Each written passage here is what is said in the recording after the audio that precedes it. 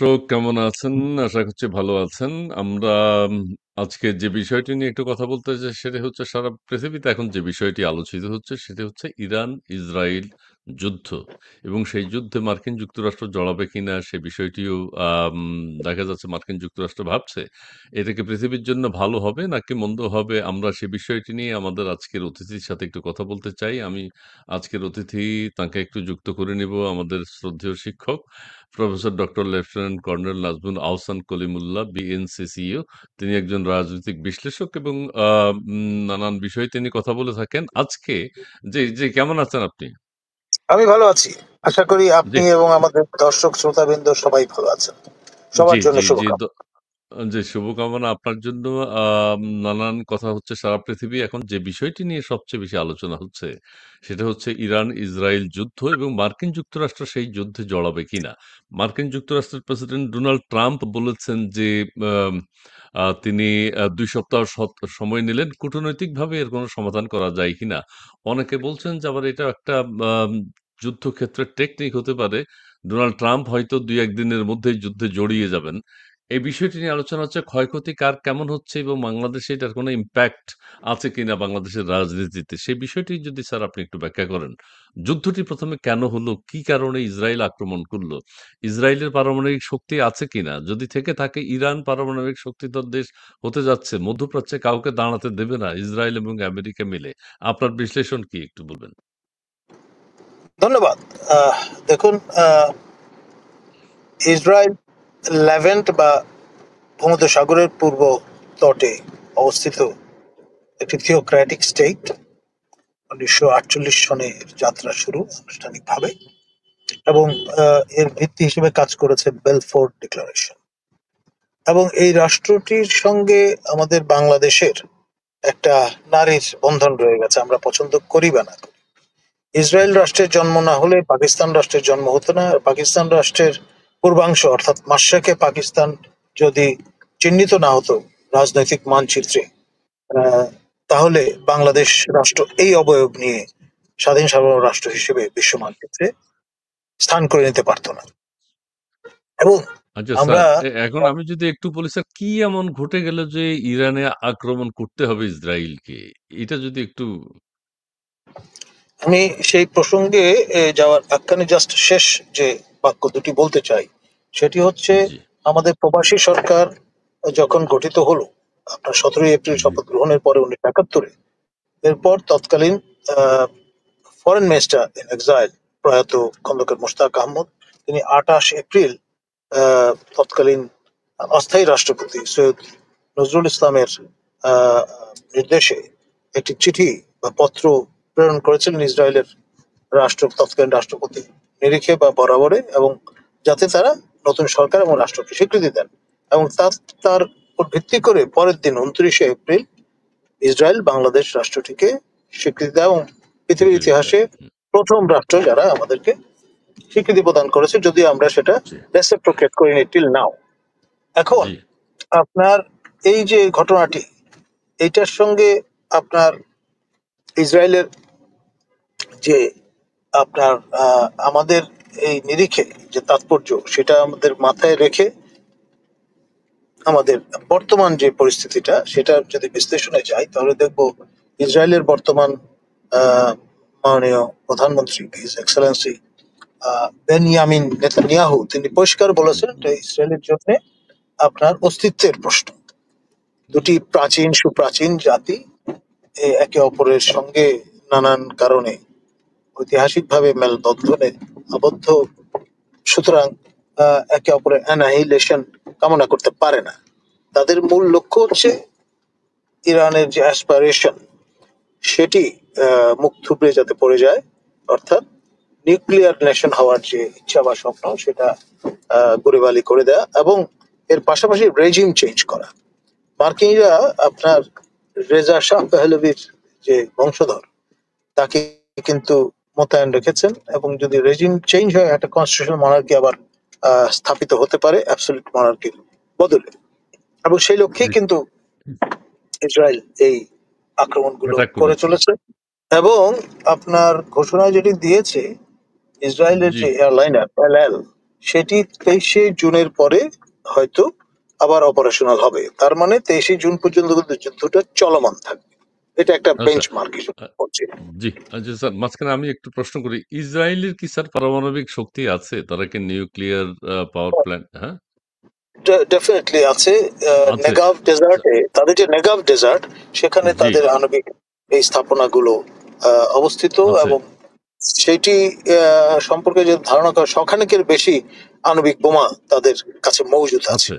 আচ্ছা, এখানে আইএই এর কোনো ভূমিকা আছে কিনা? ইসরায়েলের যে পারমাণবিক শক্তিধর দেশ হলো, তাদের কোনো ভূমিকা আছে এখানে? এই ইরানের কারণে বিরুদ্ধে নেই, যেরকম এই জি, কারণে নেই যে ইসরায়েল নন প্রলিফারেশন ট্রিটি, যেটা জি, সেটিতে স্বাক্ষর করেনি। সাইন করে নাই। ফলে ইন্ডিয়া, পাকিস্তান এবং ইসরায়েল একই স্ট্যাটাস মেনটেন করছে। আচ্ছা। তো সেই ক্ষেত্রে বা বা ইরানের ব্যাপারে শঙ্কা আছে। ইরান যদি মধ্যপ্রাচ্যে মাথা উঁচু করে দাঁড়ায়, সে বিষয়টিকে সহ্য করতে পারবে না, সহ্য করবে না কেউ? দেখুন, এটি আপনার এমন একটি স্পর্শকাতর বিষয় যেটি আহ, আপনার গ্লোবালি নিরাপত্তা জি। সংকট তৈরি করবে বলে ওয়েস্টার্ন ওয়ার্ল্ড মনে করে। এ ব্যাপারে আপনার ব্রিটেন, ফ্রান্স কিংবা হুম, হুম। যুক্তরাষ্ট্র, এই তিনটি রাষ্ট্র যারা স্থায়ী সদস্য আপনার জি, নিরাপত্তা পরিষদের, জাতিসংঘের, জি, তাদের জি, কোনো দ্বিমত জি। নেই। মতপার্থক্য যদি কিছু থাকে, সেটা আছে চীন এবং রাশিয়ান ফেডারেশনের পক্ষ থেকে। তারাও কিন্তু আচ্ছা, ভেটো পাওয়ার বিল্ডিং কান্ট্রি। আচ্ছা। এইরকম এখন একটি এখন জি। অবস্থা। যে এখন যে পরিস্থিতি বিরাজ করছে মার্কিন যুক্তরাষ্ট্রের প্রেসিডেন্ট ডোনাল্ড ট্রাম্প তিনি বলেছেন, হ্যাঁ, অনেকে ধারণা করছে তারা যুদ্ধে ঝাঁপিয়ে পড়বেন যেহেতু মধ্যপ্রাচ্যে তাদের একমাত্র আহ, কাছের দেশ হচ্ছে মনের মতো দেশ হচ্ছে ইসরায়েল এবং সেই ক্ষেত্রে মার্কিন যুক্তরাষ্ট্র ঝাঁপিয়ে পড়বে কিন্তু ডোনাল্ড ট্রাম্প বলেছেন যে আরো 2 সপ্তাহ সময় নেবেন তিনি এই 2 সপ্তাহ কি সত্যি নেবেন নাকি যে কোনো মুহূর্তে যুদ্ধে ঝাঁপিয়ে পড়তে পারেন কি অনুমান কি এখন ধরুন, যেটি বিশ্বস্ত সূত্রে জানা যাচ্ছে যে তার একজন মেন্টর আছেন। জি সেই মেন্টর তাকে বলেছেন 2 সপ্তাহ সময় অপেক্ষা করতে। সেই জি কারণেই তিনি হয়তো এরকম একটা চিন্তায় প্রবেশ করেছেন। তবে আপনার ডিপ স্টেট যদি মনে করে যে জি এখনই সময়, তাহলে হয়তো এর জি ব্যত্যয় ঘটতে পারে। এখন দেখবার বিষয় ফাইনালি কি দাঁড়ায়। আচ্ছা, একজন একটা কমেন্টস করেছেন দুলাল মিয়া। তিনি বলেছেন, "আমাদের দেশের মৌলভীরা বিক্ষোভ মিছিল করলে ইসরায়েল কি যুদ্ধ থামিয়ে দিবে মনে করেন? বরঞ্চ এইসব মিছিলে বাংলাদেশের জঙ্গি পরিচিতি পাবে। তার চাইতে ভালো মিছিল না করা।" আচ্ছা, আমাদের দেশের ইসলামী চিন্তাবিদরা আমি জানি না এই মুহূর্তে নেমেছেন কিনা রাস্তায় ইরানের পক্ষ হয়ে। ইরান তো আবার গাজাকে সাপোর্ট করত। গাজা রক্ষা, ফিলিস্তিন রক্ষা, ফিলিস্তিনের স্বাধীনতা চায়। সেক্ষেত্রে আমাদের দেশে কি কোনো আন্দোলন হচ্ছে এখন ইসরায়েলের বিরুদ্ধে, আমেরিকার বিরুদ্ধে, ইরানের পক্ষে? দেখুন, সেইভাবে চিন্তা করলে কি সরকার, কি অসরকারি প্রতিষ্ঠানগুলো বা এন্টিটি গুলো, তারা কিন্তু এখন জি, পর্যন্ত অবজারভেশনে রেখেছে পুরো বিষয়টাকে। আহ, সামাজিক যোগাযোগ মাধ্যমে নানান রকমের মন্তব্য আসছে, কিন্তু ওই অর্থে জি। একবার আলিয়ালি করে নেমে পড়া, সেটি এখন জি। পর্যন্ত দৃশ্যমান হয়নি। না আমরা যেটা দেখেছি খুব আশান্বিত হয়েছি যেমন March two Gaza, road two Gaza কি অনেক কিছু হয়েছে এবং লক্ষ, মানে লক্ষ এটি লোকের সমাবেশ মিলিয়ন হয়েছে। মিলিয়ন ম্যান মার্চ এরকম ভাবেই জি, চিহ্নিত বা চিত্রিত হয়েছিল, এবং যেটি ইসরায়েলের আপনার ইলেকট্রনিক এবং প্রিন্ট মিডিয়া খুব ভালো রকমের জি। কাভারেজ দিয়ে। আচ্ছা। তো এখন ওই যে জনগণ প্রশ্ন করছে কি জন্য দাঁড়াচ্ছে না সেটা কি মানে ইরানের বিপক্ষে আমরা? ইরানের কি অধিকাংশ শিয়া সে হিসেবে নাকি অন্য কোনো কারণে তারা ইরানের পক্ষে এখন দাঁড়াচ্ছেন না? তারা দাঁড়াচ্ছেন না বিভিন্ন যুক্তিতে। একটা তো শিয়া জি, সুন্নি বিষয়টা আছেই। জি, দ্বিতীয়ত যে বিষয়টা, সেটি হচ্ছে আপনার এখনো তারা বুঝতে চেষ্টা করছেন যে এটা পরিণতি কি দাঁড়াবে। এখন আচ্ছা, আপনার এখানে সৌদি আরব, অন্যান্য প্রতিবেশী রাষ্ট্রগুলো যেগুলো সুন্নি মুসলমান অধ্যুষিত জি, দেশ, তাদের জি। অবস্থানটা কেমন, এই সব কিছু হিসাব নিকাশ করেই হয়তো তারা তাদের অবস্থান ব্যক্ত করবে। চিন্তা করছেন। আচ্ছা, আরেকটি বিষয় হচ্ছে রাশিয়া এবং চায়না আপনি দুটো দেশের নাম উল্লেখ করেছেন। এরা কি ইরানের পক্ষে থাকবে? ইরানকে কোনোভাবে সহযোগিতা করবে নাকি দর্শকের ভূমিকা পালন করবে? দেখুন, রাশিয়ান প্রেসিডেন্ট মিস্টার পুতিন ইতিমধ্যে এ বিষয়ে তার বক্তব্য হাজির করেছেন, যেটি আমাদের প্রেসিডেন্ট ডোনাল্ড ট্রাম্প, মার্কিন প্রেসিডেন্ট, তার পছন্দ হয়নি। তিনি একেবারে তার ফার্স্ট টাইম ভ্লাদিমির এই শব্দ উচ্চারণ করে তাকে একটি বার্তা দেওয়ার চেষ্টা করেছেন যে বাবা তুমি এর মধ্যে নাক গলিও না। এখন আচ্ছা, রাশিয়ার না গলিয়ে কোনো উপায় নেই, কারণ ইরানের সঙ্গে তার আপনার স্থল সম্পর্ক এবং জল আছে। সীমান্ত আছে এবং তার ব্যাকইয়ার্ড। তো যেহেতু জি, 60-এর দশকে কিউবার ওই মিসাইল ক্রাইসিসের সময় যেহেতু আমেরিকা জি, দাবি করেছিল এটা আমার ব্যাকইয়ার্ড, এখানে তোমরা নাক গলিও না, রাশিয়া কিন্তু পিছু হটেছিল, সেখানে আর জি, আপনার সেই মিসাইল সংস্থাপন করেনি। ঠিক একই রকম জি, যুক্তিতে আপনার শেষ পর্যন্ত জিমি কার্টারের সময় একবার ইরানে জি, তারা একটা মিশন পাঠিয়েছিল, সেটা ব্যর্থ হয় নানান কারণে। তারপরে কিন্তু তারা এটা পার্সু করেনি।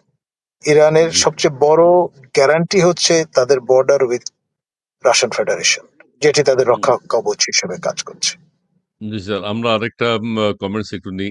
রব কাজী তিনি বলছেন, আওয়ামী লীগ যদি ইসলাম বিদ্বেষী ইমেজ থেকে বেরিয়ে এসে আলেমদের সঙ্গে সখ্যতা গড়ে ইসলামের পক্ষে কথা বলে 36% ধর্মভীরু জনসাধারণের আস্থা অর্জন করতে পারে, তবে আওয়ামী লীগের সামনে কোনো দলই টিকতে পারবে না।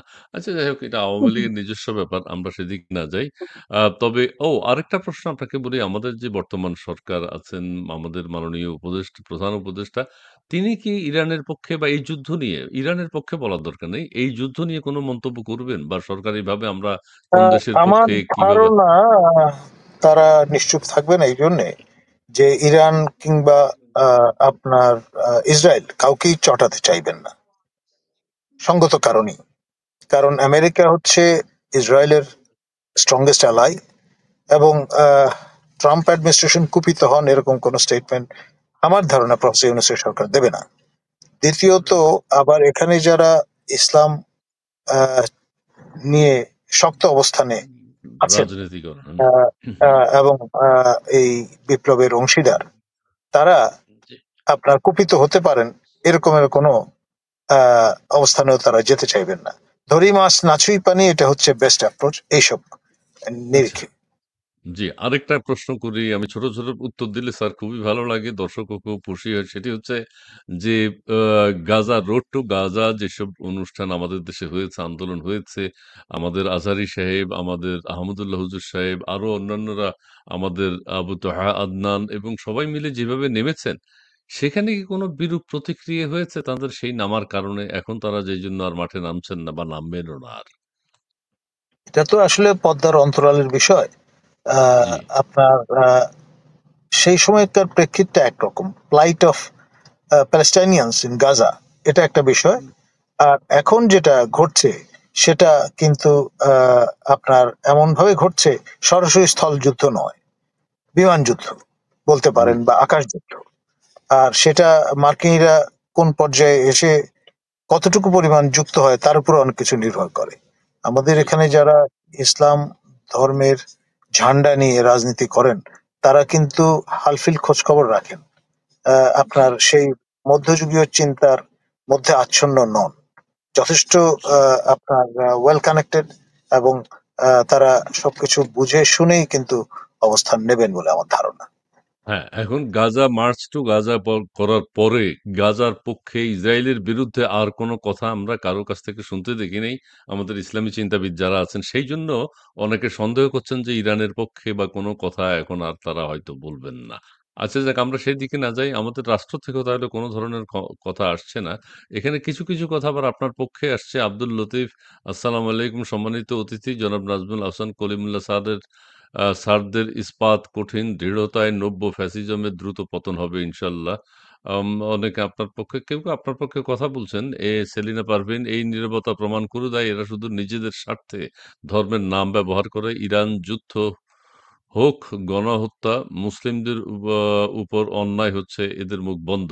আচ্ছা, যাক, এখন আবার আব্বাসী হুজুরকে একটা কথা বলতে শুনেছি স্যার, যে যে ইরান ইসরায়েলের কি যেন বলল পক্ষে, ঠিক আছে, আবার ইরান দ্বারা ইসলামের কোনো উপকার হবে না, এই জন্য আমরা ইরানের পক্ষে নাই, এই ধরনের একটা কথা শুনেছি। তারা শিয়া। এখন শিয়া সুন্নির এই বিভেদ, মানবতা কোথায় ধ্বংস হবে সেটি চিন্তা না করে শিয়া সুন্নির ধর্মের এই ভেদাভেদ, এটাকে আপনি কিভাবে দেখেন? দেখুন, এটি ক্রিশ্চিয়ানিটির মতো ডিনোমিনেশনাল প্রবলেম নয়। এটি জি, বেসিক্যালি পলিটিক্যাল ডিফারেন্স শিয়া এবং সুন্নি। শিয়া বলতে জি, বোঝায় পার্টি অফ আলী, সেই সময়কার জি, খোলাফায়ে আলী, রাশিদের আলী, আমলে জি, জি, জি, যে আপনার বাহাস, তারই আপনার লিগেসি। জি, তো সুতরাং জি, ক্রিশ্চিয়ানিটির সঙ্গে সেই রকম ভাবে এক কাতারে ফেলে দেখার সুযোগ নেই। তবে যেটা নিশ্চিত সেটা হচ্ছে বর্তমান ইরানের সর্বোচ্চ ধর্মীয় নেতা আহ আয়াতুল্লাহ রুল আয়াতুল্লাহ খামেনি, তিনি আলী খামেনি, আলী হ্যাঁ, জি, খামেনি, তিনি আপনার শিয়া সুন্নি যে ডিফারেন্সটা বিভিন্ন জি। রিচুয়ালের ক্ষেত্রে সেটি যাতে কমিয়ে আনা যায় সেই লক্ষ্যে কাজ করছেন। আচ্ছা।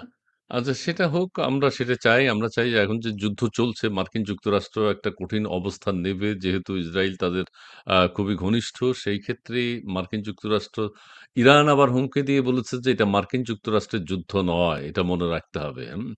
আর সেটি মার্কিন যুক্তরাষ্ট্র যদি কোনো আঘাত করে তাহলে কিন্তু কেয়ামত নেমে আসবে বা দোজখে পরিণত হবে। এই ধরনের যে হুঙ্কার দিয়েছে ইরান, এটি কি আসলে সত্যি কথা কিনা? এটি কি আসলে বাস্তবায়িত হবে কিনা? বা তারা কি আমেরিকা যদি মাঠে নামে সেটির জবাব দিতে পারবে কিনা সেই সামর্থ্য কি তাদের আছে? এই প্রশ্নটা নিয়ে উত্তরটা নিয়ে শেষ করব স্যার। জি, দেখুন, পচা শামুকে পা কাটে বলে একটা বাংলা কথা আছে না? জি, ক্যাপাসিটি কম হতে পারে কিন্তু পা কাটার মতো সামর্থ্য হুম, তাদের আছে। মার্কিন আচ্ছা, যুক্তরাষ্ট্রের যে ঘাঁটিগুলো আছে ইরাকে, সিরিয়াতে, আপনার হুম, গালফ কান্ট্রিজ গুলোতে, সেই হুম, জায়গাগুলো হিট করার ক্যাপাসিটি তাদের আছে। সেজন্যই তারা এই হুঙ্কার বা আপনার হুমকিটি প্রদান করেছে। আচ্ছা। তো কিন্তু বাস্তবায়ন করা সম্ভব কিনা ইরানের পক্ষে? হুমকি দিয়েছে কিন্তু আহ, এখন এটা ডিপেন্ড করবে যদি আপনার স্যাটেলাইট প্রযুক্তি কাজে লাগিয়ে যৌথভাবে মার্কিন যুক্তরাষ্ট্র এবং ইসরায়েল এই বিষয়ে তারা যদি আহ, আপনার তাদের কৌশলগত যে সুপিরিয়রিটি সেটা কাজে লাগায়, তাহলে হয়তো দেখা যাবে ইন্টারসেপ্ট করে ফেললো সেই মিসাইল গুলো, শেষ পর্যন্ত যেখানে টার্গেটেড সেই জায়গায় পৌঁছাতেই পারলো না, এমন হতে পারে। জি, জি। ওকে স্যার, আপনাকে আর বেশিক্ষণ রাখবো না। প্রিয় দর্শক, আপনারা যারা যুক্ত হয়েছেন আপনাদেরকে অনেক ধন্যবাদ। আপনারা যারা কমেন্টস করেছেন আপনাদেরকেও ধন্যবাদ। যারা লাইক, কমেন্ট, শেয়ার উভয়ই করেছেন আপনাদেরকে আরো ধন্যবাদ। আর সেই সাথে আমরা একটা কথাই বলতে চাই যে ইরান যাতে আবার ইরাকের মতো না হয়। পৃথিবীর কোন দেশই যাতে না হয়। ইসরায়েল যাতে আবার গাজার মতো না হয়। ঠিক আছে? কিন্তু আমরা সেটাও চাই। কিন্তু ইসরায়েল আবার গাজার উপর যে আক্রমণটা করছে সেটাও মানবাধিকার লঙ্ঘন হচ্ছে। সবকিছু মিলিয়ে পৃথিবীতে আমরা শান্তি চাই। শান্তি, শান্তি, শান্তি। শান্তি বিরাজ করুক। স্যার আপনাকে অনেক ধন্যবাদ। আপনি সংক্ষিপ্ত সময়ের জন্য আমাদের সাথে যুক্ত হয়েছেন। সেইজন্য আপনাকে আবারও ধন্যবাদ জানাচ্ছি। আপনি এগিয়ে যান। অনেকে আপনার পক্ষে আপনার পক্ষে কি মামলা হয়েছে স্যার আপনার জন্য? না, এখনো আমরা আহ, আহ, এটি ঘোষণা দেয়া হয়েছে দুদকের প্রেস উইং থেকে। জি। তার বেশি কিছু আমরা এখন পর্যন্ত এখন জ্ঞাত পর্যন্ত হই। জানি না। সেটি না হোক, কারো উপর খড়গ নেমে না আসুক, তারা কারো উপর কারাগারের হুমকি না আসুক, মামলা মোকদ্দমার হুমকি না আসুক, সেটাই আমরা চাই। বর্তমান সরকারের কাছে আমাদের সেই আবেদন জানিয়ে আজকের মতো এখানে শেষ করছি। Dialogue for democracy. প্রিয় দর্শক, আপনারা সবাই ভালো থাকবেন। খোদা হাফেজ। স্যার আপনাকে ধন্যবাদ। ধন্যবাদ আপনাকে। জি।